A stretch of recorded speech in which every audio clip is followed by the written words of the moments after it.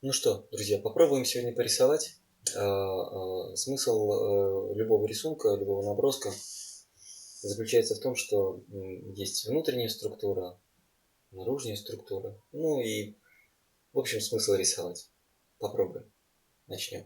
Итак, будем рисовать сегодня фигуру, сидящую в ракурсе, в движении, чтобы было. Ну, в общем, смотрим.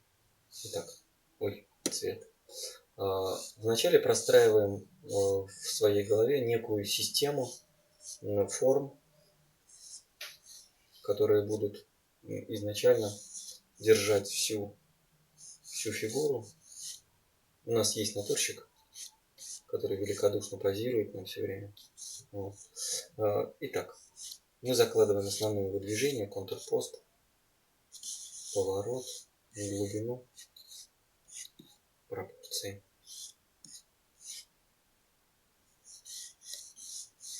У нас была такая постановка. Вот. И наша задача вначале заложить вот такую внутреннюю блок-форму, где изначально понятно, где находится таз, под каким углом.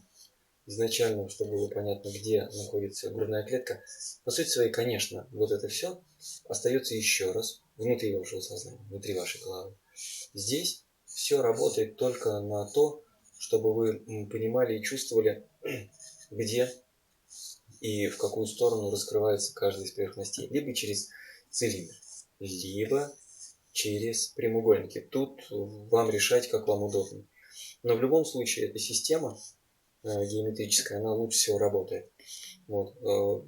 Обойти этот момент, наверное, невозможно. Есть другой способ, когда поверх этих частей вы определяете такие эллипсы. Почему эти эллипсы хороши? Потому что это дает вам одинаковые массы. То есть вы берете массу предплечья, одинаковый объем. Берете массу плеча, берете следующую массу плеча. Опять же, одинаковый эффект.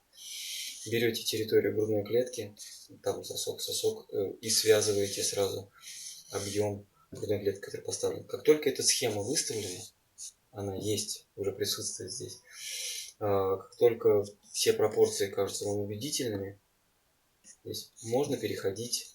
Представьте, что это внутри вашей головы. Вот. Как только вы это построили, все это брали, мы поступим точно так же, как поступали в прошлый раз. Мы немножечко помягче сделаем это все. То есть мы выберем момент.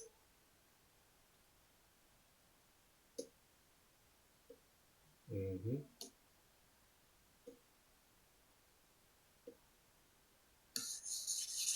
Чуть-чуть ослабим эти линии, чтобы нам было легче по ним ориентироваться. Чуть ослабим эти линии. И попробуем сделать рисунок. Теперь ориентируюсь на это пространство построенных элементов. Поехали. Угу. Итак, начинаем. Итак, что у нас есть? Первое. Это линия дельты. Дельтовидный мускул, приходящий на переднюю поверхность плеча, разворачивающийся нас сюда, состоит из нескольких пучков. Вот. И эти пучки, которые у нас с вами есть, дали нам вот такую наполненность объема. Здесь и здесь. Дельта закончилась. Под дельту ныряет грудной мускул. И вот этот момент заныривания объема здесь и здесь, вот эта точка, уходящего внутрь, дает нам лучики вот этих объемов к месту прикрепления. То есть вот к этой точке, от которой начинается вся форма. Это ключица. Вот это край иренной ямки здесь входящий. Поэтому тот край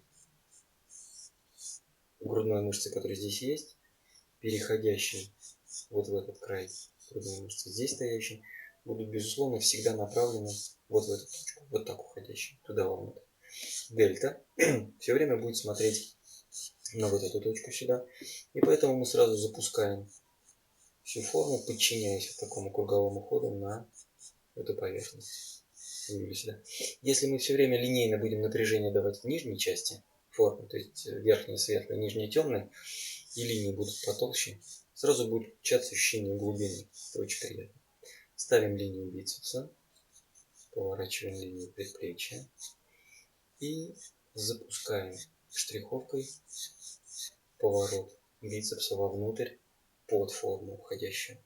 Линия трицепса с вульгарным пространством здесь, переходящая на поверхность локтя, локоть, мыщелок локтя, связка сухожилия.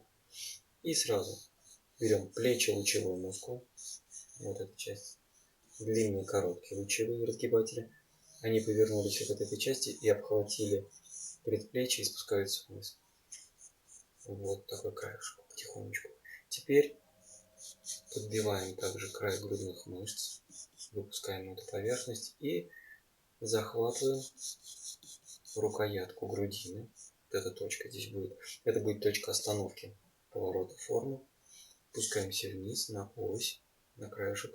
И теперь подхватываем край ребрышек здесь и край ребрышек здесь. Что мы получили? Мы получили с вами сразу ощущение круглых объемов внутренних. Они присутствуют постоянно внутри каждого движения, чтобы линия удерживалась. Но в предыдущих видео мы об этом говорили. Вот, поэтому, если интересно посмотреть. Вот, поворот сосок. Он становится по структуре точно так же, как и край грудной мышцы, чтобы уходить вовнутрь. Спускаемся вниз. Набираем массу грудной мышцы. Переходим точно так же. И как здесь у нас была подмышечка, так и здесь через край этой грудной мышцы набираем такую же высоту. Здесь видим тот же край подключичной ямки, который был здесь и здесь, чтобы они не держались вместе. Из краешек выходим на дельту. Дельта в этот момент прячется за бицепс. Поднимаем линию бицепса. Останавливаем ее на поворот. Даем вот эту массу поворота бицепса. Здесь. Вот эту часть. И спускаемся вниз на край трицепса. И точно так же подхватываем эту массу на полукруг. Здесь мы давали вот такое движение. И здесь в эту сторону. И у нас создается ощущение, что рука направлена на нас, спускается. В зависимости от силы сечения получится больше или меньше ощущение объема. Также начинаем давать больше напряжения в том месте, где одна форма стыковывается с другой. Выстраиваем край формы, подпустили. Смотрите, вот эта линия дельты, вот эта линия груди, вот эта линия груди и вот эта линия грудной клетки, все они поставлены под одним углом, выставлены. Масса, которая выбирается вот здесь, вот этой штриховкой, здесь, имеет тоже направление, что здесь, здесь, здесь и здесь. Это некая общая заритмованность, что дает красоту самому рисунку. Это неизбежно. Вот, должно возникать для того, чтобы рисунок смотрелся гармонично. Выпускаем трицепс, выпускаем трапецию, вот сюда вверх, ставим ее через краешек. И грудино-ключичница-цевидный мускул, который начинался в эту часть здесь, с этой ножичкой, дает нам вот этот красивый поворот формы, выходящий сюда. И из-под него, из-под грудино-ключичницы-цевидного мускула, выходит линия гортани. И сюда приходит ножка еще раз грудино-ключично-цевидного мускула. То есть получился вот этот момент сцепки этого объема, то есть выходящей формы. Теперь переходим снова на руку. Если вы обратили внимание, рисунок движется все время с одного края на другой край. Это нужно для того, чтобы вы психологически все время держали весь рисунок целиком. Если так получится, что вы увлечетесь одной из деталей и будете работать долго ее, то рисунок может переместиться в состояние неправильных пропорций. Это будет очень нехорошо. Вот, поэтому постоянно контролируйте, с каким элементом вы работаете, вот, в соотношении с другой формой. Все время надо думать об одной детали и о другой одновременно, чтобы у вас была вот эта общая связка. Вышли на кисть сюда, проделали линию предплечья, выставили поворот края и тут же переходите на такую же поверхность здесь. То есть отсматриваете симметричность и одновременность этого решения. По сути своей это называется не увлекаться одной и той же деталью слишком много, потому что это приведет к неадекватному решению. Это как влюбленность. Влюбились неадекватно. смотрите со стороны, все очень понятно. Поэтому художник, он все время должен на свою работу смотреть как будто бы со стороны. Да, все время чувствовать рисунок весь целиком. Поворачиваем край, поворачиваем здесь край. Замкнули эту массу, замкнули эту величину. Если вдруг показалось, что где-то перетемнили слишком сильно и дальний тон лезет вперед, ослабляйте его обязательно. Он должен быть вдалеке. Передний план должен быть самым активным. Выпускаем край. И чем контрастней решение переднего плана, тем лучше рисунок. Пространство в листе возникает лучше. Вот поэтому убрали чуть-чуть, потянули. Возвращаемся теперь снова к грудной клетке. У нас есть вот этот объем, который мы ставили здесь, поэтому мы сразу зацепляем территорию 8-го ребра 10-го, спускаемся вниз на прямую мышцу живота, здесь и здесь, собираемся, и как только эту массу закончили, чек, поднимаемся сюда вверх и ставим кисть на бедро. Что значит ставить кисть на бедро? Бедро является вот такой полукруглой формы. Кисть лежит на этом полукруге, то есть на этой же величине. Поэтому, когда мы выпускаем бедро, то кисть всеми своими движениями, собственно говоря, повторяет эту величину. Вот. Если кисть не соприкасается с этим пространством, то, соответственно, этого состояния не будет. Но в данном случае кисть легла, палец стал отражать этот объем, и поэтому мы выкладываем эти объемы прямо по этой поверхности. Как только мы начали это делать, то есть часть этого объема получилась, приходящая сюда, то мы можем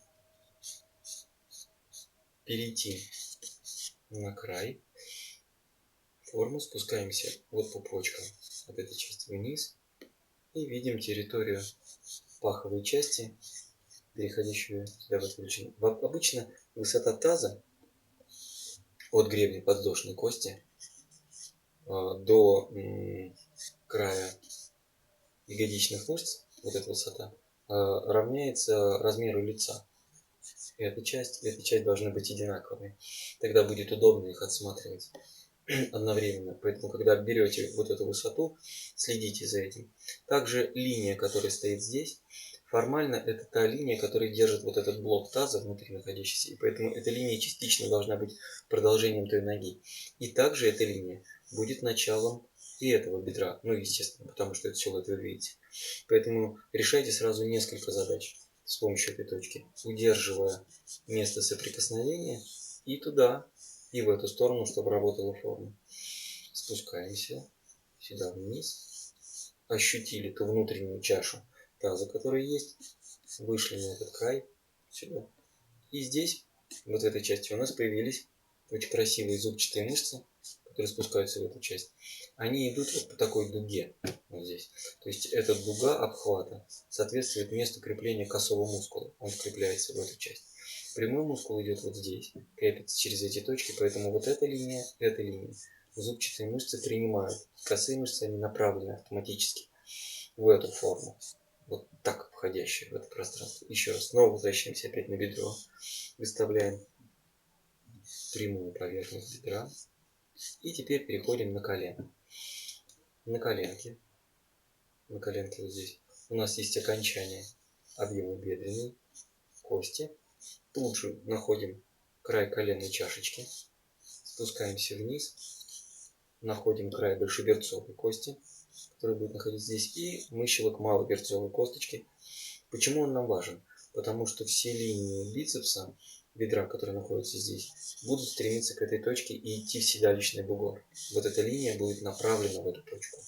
Вот так. Прям проскальзывает сюда.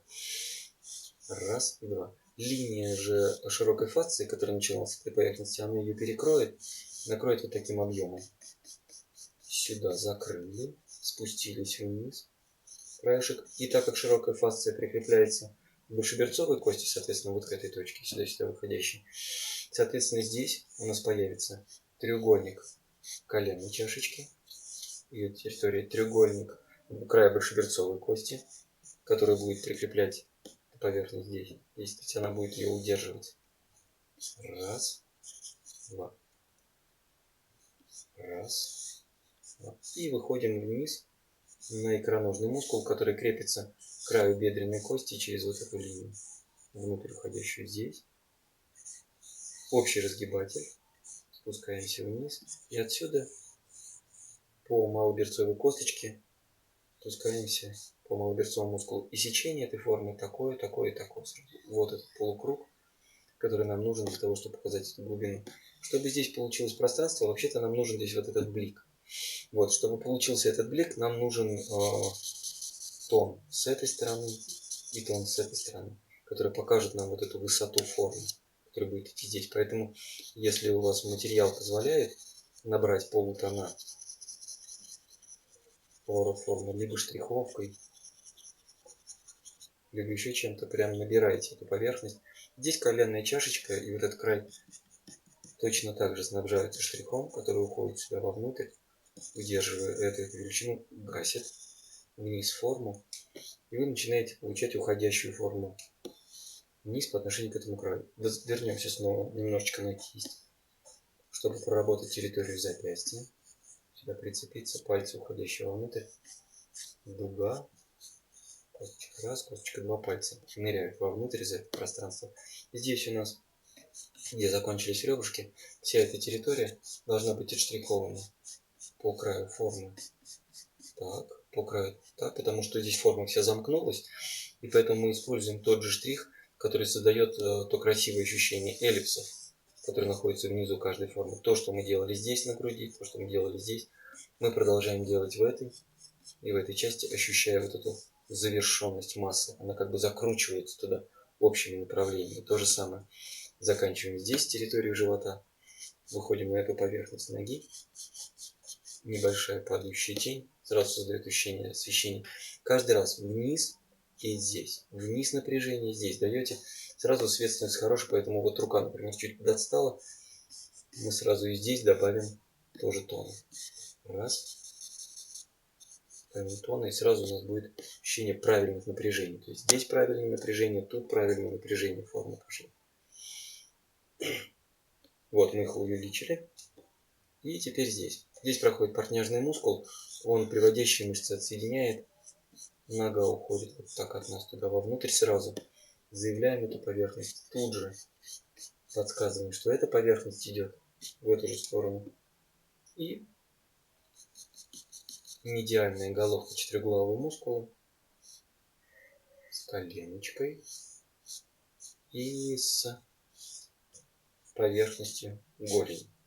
Полусухожильные, полуперепончатые, которые пришли вот к этой части, дают нам вот такой выход формы здесь.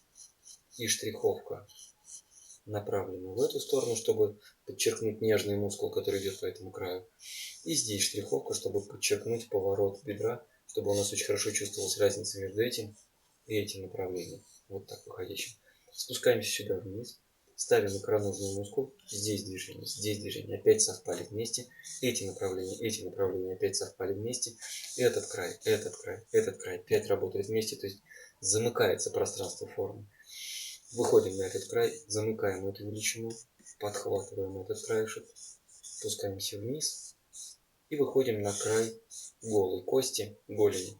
Сюда ставим камбаловидный мускул, он уходит в эту часть, и подхватываем этот поворот. В результате напряжение тона, которое возникло здесь, падающую тень, чуть-чуть поставили, она тут же замыкает величину. От локоточка, так как он пробил немножечко, но промял туда внутрь, тоже чуть-чуть напряжение ставим. Получается вот такая вставленность этого объема. Вот. Это те ритмы, которые держат всю форму. Вот здесь. Теперь давайте перейдем на эту кисть, потому что здесь у нас должно быть решение бугра большого пальца, возвышение мизинца. Сразу соединяем связки для проходящей формы. И от этого края выпускаем большой палец, как отдельную форму. И выпускаем сюда ладонную поверхность, которая будет держать теперь величину этих пальцев. Здесь. Как мы помним, вот эта линия запястья, она всегда смотрит в безымянный палец и в указательный палец, что очень хорошо. Мизинец будет стоять чуть отдельно к этой и к этой форме. Эти пальчики будут стоять чуть-чуть отдельно. И тут же ладошку также прикрываем тоном, низ прикрываем тоном, пытаясь удержать их в общей связи друг с другом. Так как здесь масса и здесь масса опять совпадают, этот край совпадает, тоже возникает общая привязанность этого объема. Переходим сюда. Грудино-ключично-сцевидный мускул всегда прячется за ухо, поэтому очень удобно вначале поставить вот эту линию уха, которая находится здесь, для того, чтобы направить форму. За ухом расстояние между козелком, противокозелком, вот этим пространством идущим, от величины равно уху, поэтому если ухо есть, то эта величина примерно такая же. Прядь волос, которая здесь есть, делит это расстояние от уха до брови обычно пополам, и линия волос пытается направиться в бровь, то есть выходит сюда. Даже если вы не поймали всю голову целиком, не поставили все пространство целиком, то у вас уже есть правильное рассуждение детали, так как она смасштабирована к другим вещам.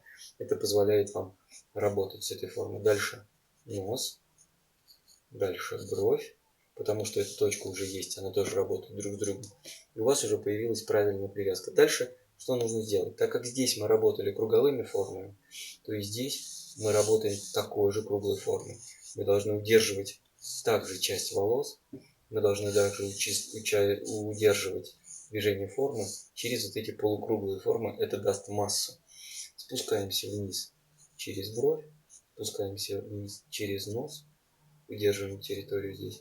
И линия от края глаза в жевательный мускул, это одна и та же линия.